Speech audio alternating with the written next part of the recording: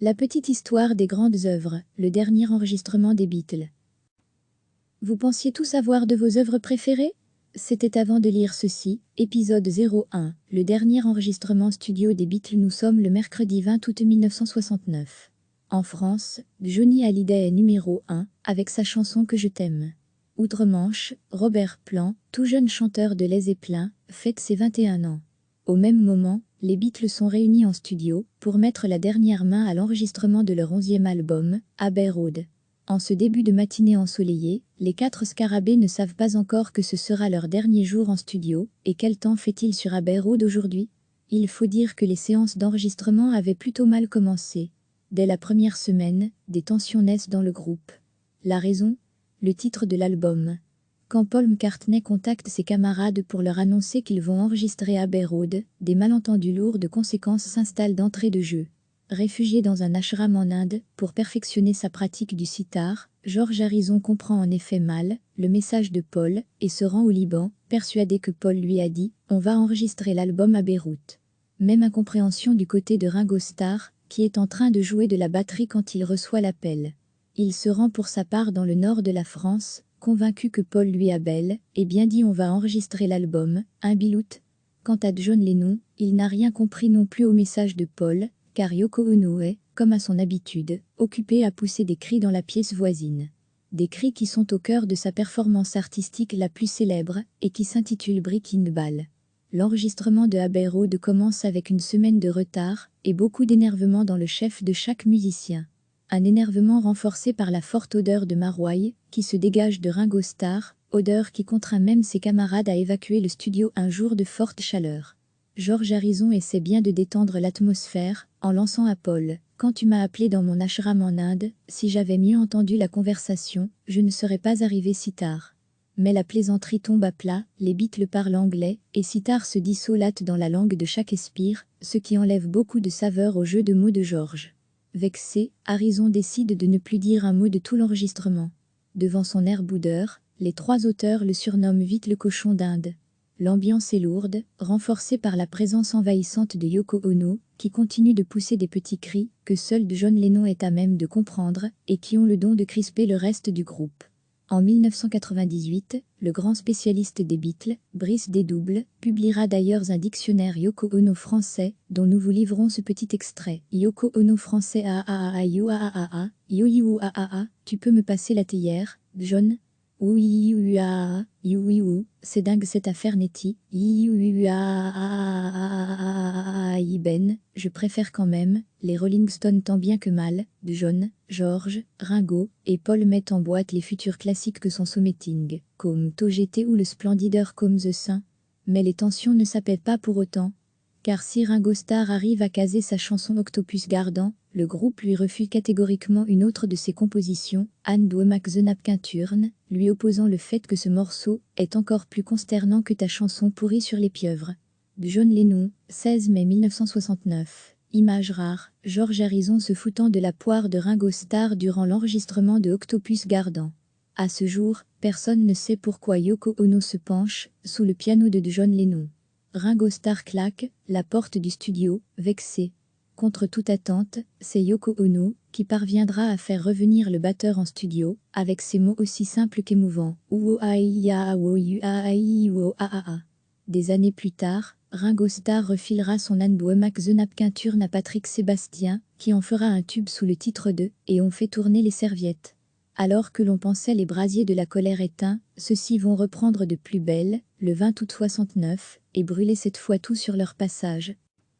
Ce jour-là, John, George, Paul et Ringo sont de bonne humeur. John se propose même d'aller chercher des croissants pour ses 3 camarades. En son absence, Ringo décide de déplacer sa batterie dans le studio pour obtenir un meilleur son. Il démonte un à un les éléments quand une cymbale lui échappe des mains. Paul décide de lui venir en aide. Il ramasse la cymbale, mais en se dirigeant vers Ringo pour lui rendre, il glisse sur le sitar de George, posé sur le sol. Paul part vers l'avant et lâche la cymbale, qui atterrit sur la tête de Yoko Ono. Sonné, Yoko prononce des paroles pour une fois compréhensibles de tous, mais en mandarin. Comprenant la gravité de la situation, George, qui était occupé à se faire une tartine à la moutarde, son péché mignon, se précipite vers Yoko pour lui porter secours. Mal lui en prend, il glisse à son tour sur un pied de micro. Son pot de moutarde lui échappe des mains et vient se briser sur le visage de Ono.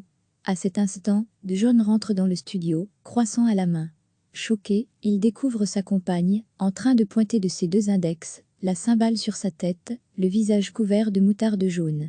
Lennon rentre dans une colère noire, bande de salopards. J'ai le dos tourné 3 secondes, et vous en profitez pour déguiser ma femme en caricature d'asiatique? Ordure. Guillemets, il quitte le studio, en oubliant Yoko Ono sur place. C'est la fin des Beatles. Peu de temps après, Paul McCartney engage des poules musiciennes et fonde un nouveau groupe, les Chicken Wings, avant de se rendre compte que les caquettements couvrent tous les instruments lors de leur premier concert. Ils virent les gallinacés et renomment le groupe les Wings. John Lennon et Yoko Ono s'associent de leur côté à Plastic Bertrand et fondent le Plastic Ono Band, avant de se rendre compte que Plastic Bertrand s'appelle en réalité Lou de Prijke. Dans l'incapacité de prononcer ou d'écrire son nom de famille, John et Yoko finissent par se passer de ses services. George Harrison part aux États-Unis et ouvre une concession automobile sous le nom de Harrison Ford. Quant à Ringo, il s'installe dans le nord de la France, où il fait la connaissance de la chanteuse Sheila. De leur union naîtra un chef-d'œuvre de la chanson française, Laisse les gondoles à Venise.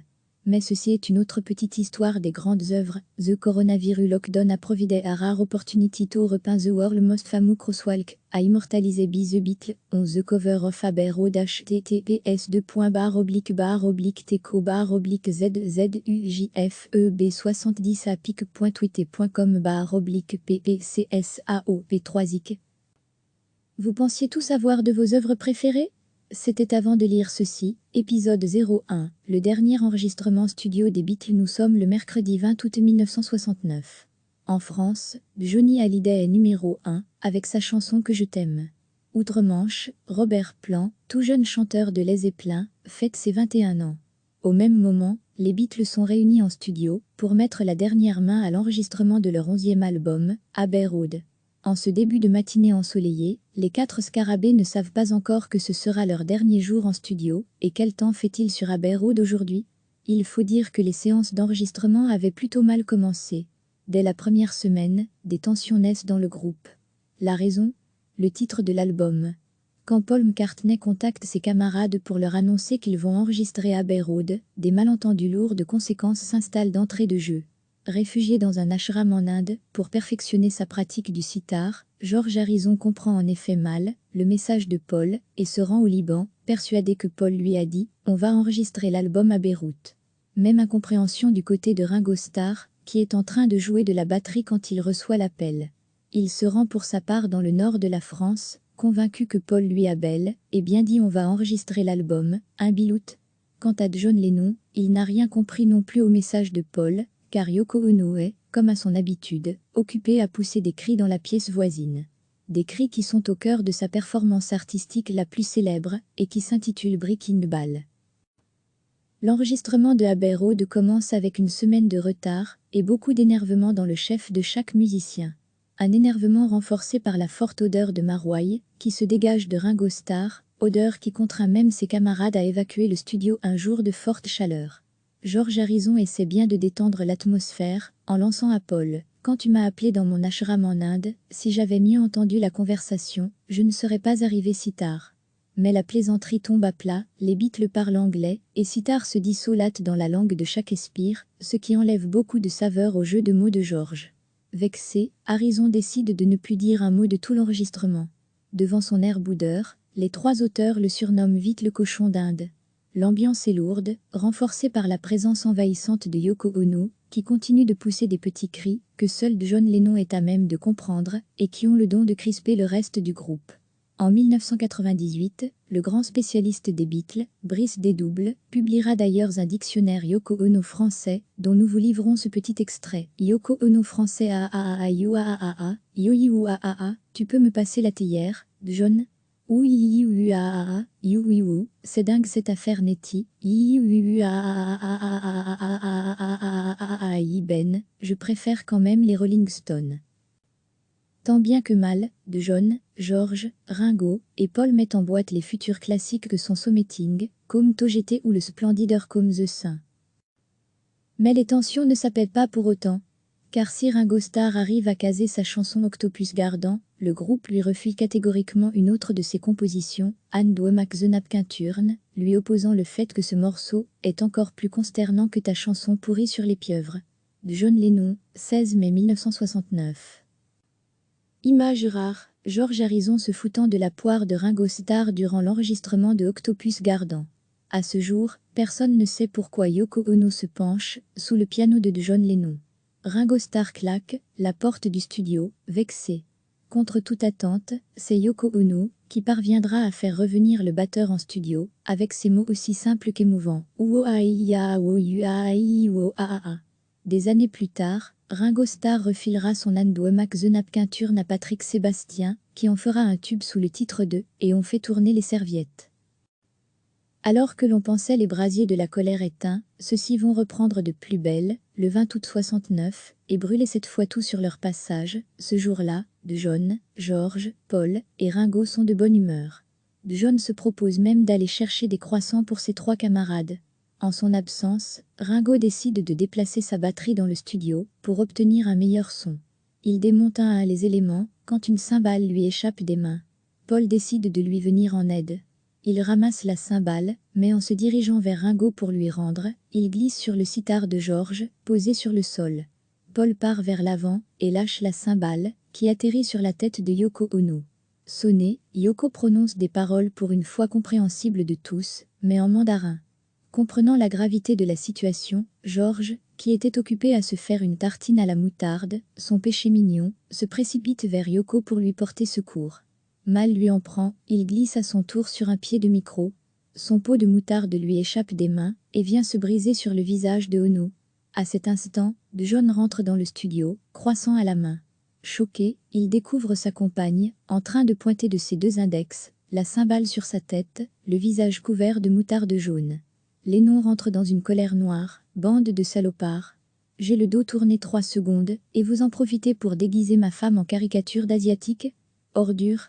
Il quitte le studio, en oubliant Yoko Ono sur place.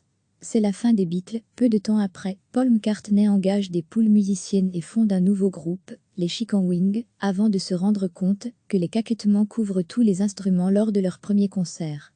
Ils virent les gallinacés et renomment le groupe les Wings. De John Lennon et Yoko Ono s'associent de leur côté à Plastic Bertrand et fondent le Plastic Ono Band, avant de se rendre compte que Plastic Bertrand s'appelle en réalité Lou de Prijg. Dans l'incapacité de prononcer ou d'écrire son nom de famille, de John et Yoko finissent par se passer de ses services. George Harrison part aux États-Unis et ouvre une concession automobile sous le nom de Harrison Ford. Quant à Ringo, il s'installe dans le nord de la France, où il fait la connaissance de la chanteuse Sheila. De leur union naîtra un chef-d'œuvre de la chanson française, Laisse les gondoles à Venise. Mais ceci est une autre petite histoire des grandes œuvres. The coronavirus lockdown a provided a rare opportunity to repaint the world most famous crosswalk, a immortalisé by the Beatles, on the cover of Abbey Road https://teco/zzujfeb70 à pic.twitter.com/ppcsaop3ic. Cliquez sur s'abonner pour recevoir les dernières nouvelles.